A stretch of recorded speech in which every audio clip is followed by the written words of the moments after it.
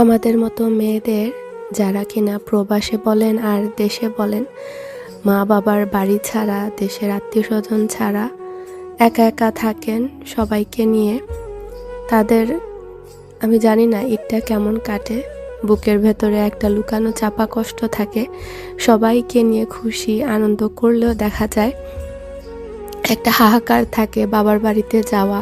কেউ বলুক তুই বাড়িতে আয়, কেউ বলুক এসে নাইয়র করে যা। স্বামী, সন্তান, সংসার সব মিলিয়ে আনন্দে থাকা মেয়েটারও ভেতরটা চায় বাচ্চার মতো সেই আগের দিনে ফেরত যেতে, নতুন জামা কাপড় পরে, হাতে মেহেদি পরে টুকটুক করে পুরা ঘর ঘুরে বেড়াতে। দায়িত্ব কাঁধে নেয়া মা হয়ে গিয়ে মনে হয় যে আমি তো মনের ভেতরে সেই ছোট্ট আমিটা এখনো আছি। দোয়া করি মা বাবার ছায়া সব সন্তানের মাথার উপর